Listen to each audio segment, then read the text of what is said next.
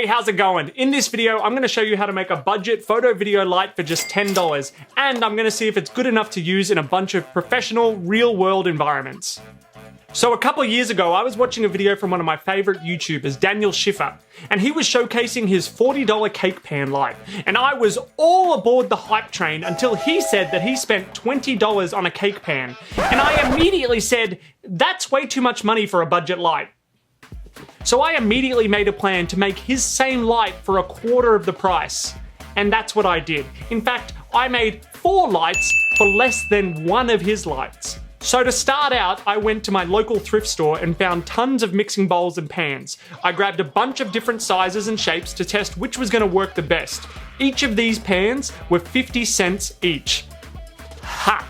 Now I considered buying individual LEDs from Alibaba to really save money here, but LED strips with self-adhesive backing have come such a long way down in price, and I didn't want to wait a month for shipping. So I went to Amazon and picked out 4 different LED strips ranging from $8 to $12, and I got a mixture of USB powered and 12 volt to see which was superior. Then, rather than buying a $12 shower curtain for diffusion, I went to the dollar store and picked up the exact same thing for $1. Now, I got 4 different sizes and shapes of bowl. I attached the different LED strips to each one. The cake pan was the easiest and most straightforward because of the flat sides. The toughest was the largest bowl because of these very diagonal edges. I had to slightly fold the strip down as I went. I was worried that it would lose stick over time, but it's held up very well. One of the strips I bought was this RGB TV backlight strip. So I thought it would be fun to use the smallest bowl to make a little Aperture MC knockoff. It's USB powered, so I thought I could attach it to a power brick and hide it in the background for an accent light. It worked okay. I realized once I opened it and started that black strips aren't going to reflect or enhance any light. So if you can find a white RGB strip, that would be the way to go.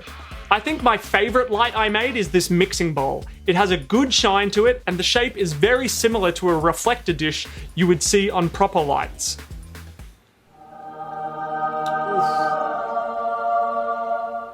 Now, for the shower curtain diffusion, I started by cutting a square, because I'm simple.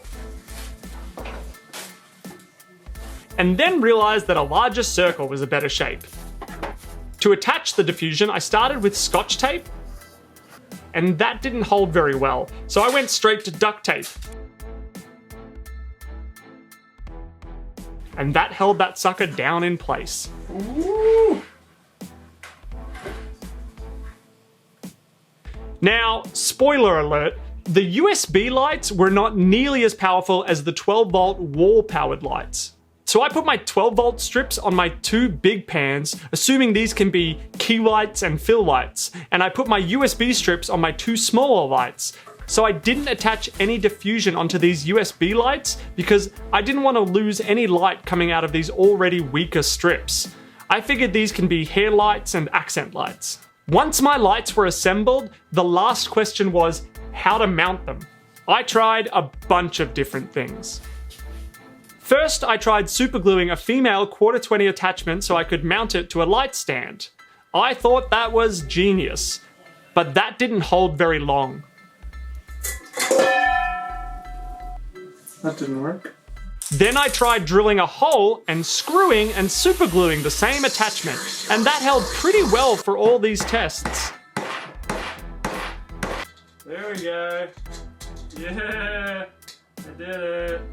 Until it didn't anymore. I tried clamps and different ball heads, but honestly, these are DIY lights. The best and strongest way I found was just to duct tape them to some light stands, and that worked great.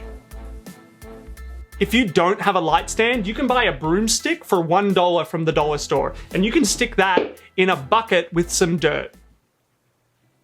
Now that my lights were built, it was time to test them. The first example was a basic 3-point lighting setup for video. Now here is my studio. The only lights on at the moment are a crappy ceiling light and the accent light bulb behind me. There are no windows in here, so it's very dark. This is to give you a base starting point. Now here are the pan lights. I'm using 3 lights set up in a standard key, fill, and hair light configuration.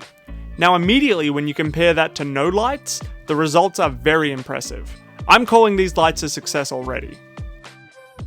The last example is going to be what I call the intermediate YouTuber setup. This is nearly a $300 lighting setup.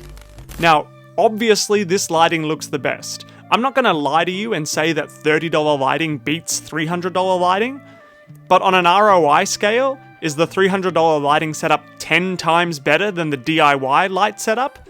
I don't think so. What do you think? If you have an opinion, leave a comment on this video right now. The next test was some portrait photography. Can these lights be used to take usable headshots? I used the two large lights both as a key light, the cake pan light as a hair light, and I used a reflector to fill in the other side of the model's face. Now I was really surprised at how well these turned out. Using two key lights, I was able to get a really even and soft spread across her face. The cake pan was just strong enough to give a nice outline along her hair and peek a little bit onto her face here.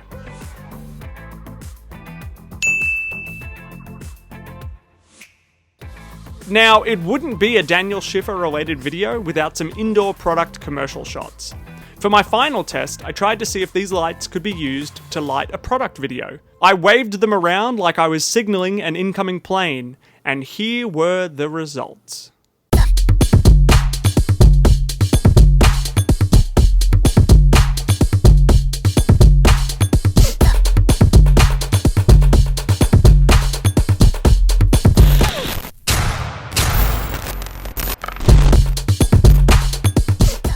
So there you have it. I'm calling these $10 lights a success.